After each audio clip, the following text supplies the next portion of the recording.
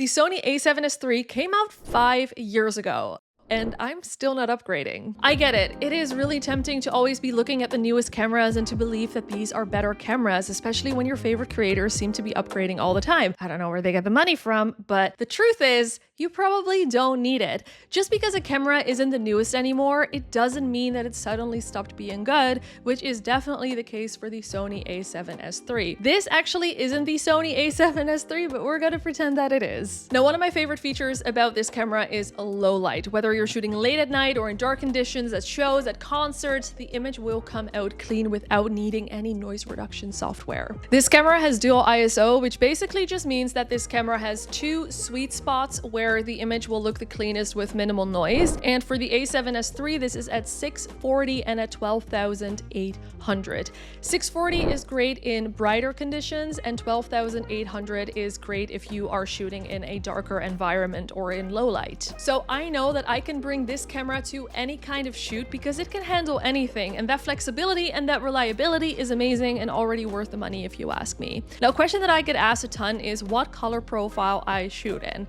Usually, it is just PPO. I know. Shocker. It's just really good straight out of the camera, and as a creator, it often doesn't make any sense to add that extra step in your workflow. If you're just shooting in a studio, for example, like me, it makes no sense. Social media is all about quick turnaround, so what I really like is that I can keep color correction and color grading to a minimum when I'm shooting in PPO on this camera. That said, I do shoot a lot in S-Log3 now too, especially for projects that need a lot more flexibility in post, like a YouTube series that I posted recently. Check it out if you haven't.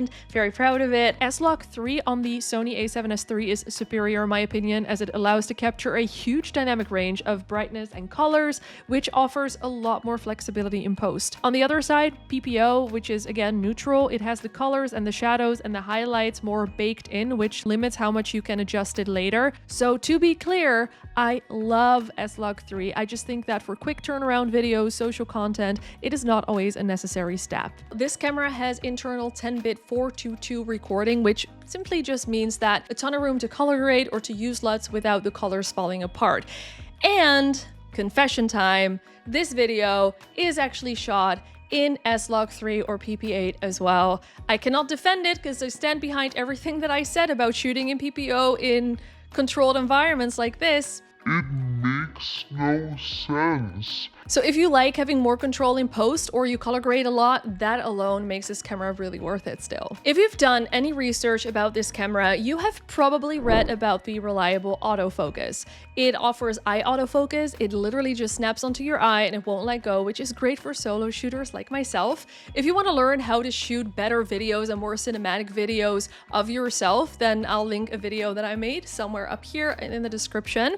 Now, it doesn't matter if you're vlogging or if you're trying to catch a fast-moving object, it usually nails the focus. It generally just automatically locks onto the eye or the face, but if you want to track a specific object, you can just press on the screen to track, and this is what I do all the time to refocus the track focus during a concert shoot, for example. I think in total, in the past few years, I've only had 1 or 2 times where the camera didn't focus, which is why I said usually, and I just don't know why, but it completely failed me, and I don't think it's a camera thing. I don't want to discredit this camera specifically, but I do want to mention it because I want to be transparent. Now, this technically is a video first camera. The S in a7S III stands for sensitivity, which is Sony's video focus line, but don't let that fool you because I have actually taken what I believe are some of my best photos with the Sony a7S III. And if you want, you can check them out on Instagram. It doesn't have a high megapixel count, which is usually what you look for a good photo camera,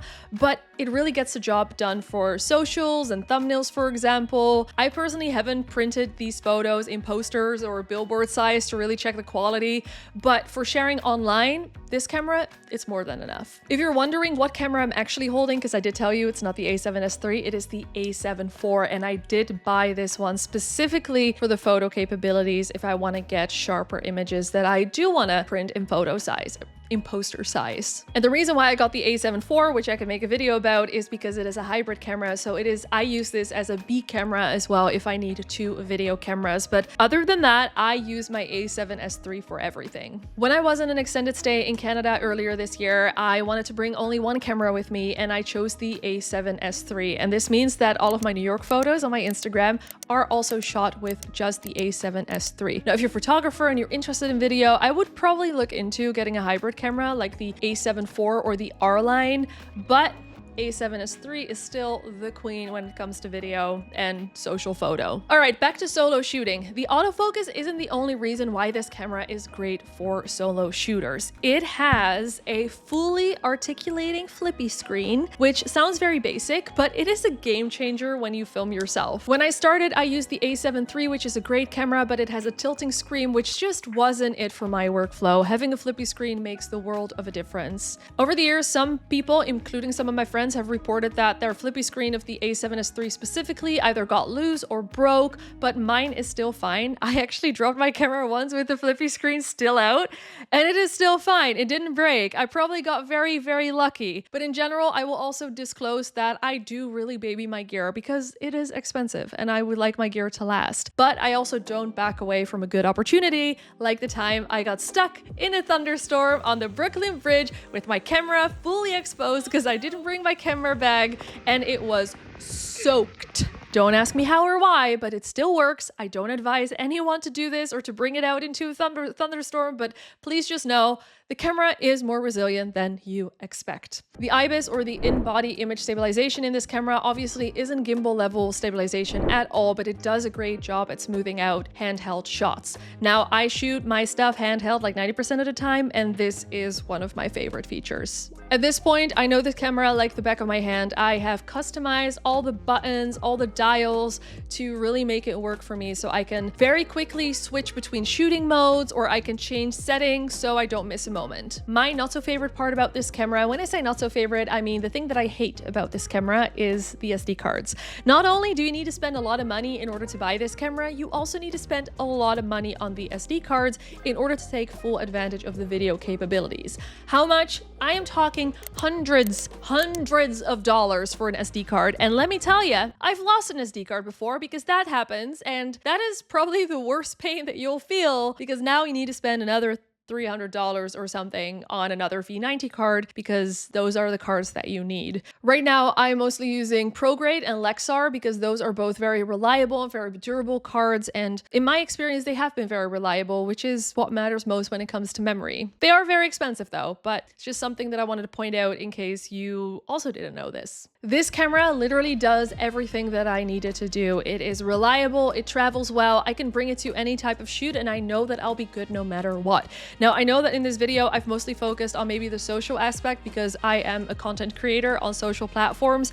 but you know, it is also very, very good investment when you do professional videography, whether you have clients, whether you're working on, I don't know, like maybe short films, documentaries. This camera can really do it all. In all the years that I have owned the A7S III, I truly have not experienced one moment of FOMO. And those friends that I was talking about earlier in the video, they get to test out all the newest, the latest and greatest cameras, and they still go back to the Sony A7S III. If that doesn't seal the deal for you, then I don't know what will. It is not an outdated camera at all. It is just really that good. So if you're getting one today, whether that is 2025 or 2026, whenever you're watching this, it'll still serve you well for the years to come. And if you're considering it, I'll drop a link in the description. It will help the channel as well. I would really appreciate it. And if you're curious, 9 out of 10 times I pair this camera with the Sony 24-70 f2.8.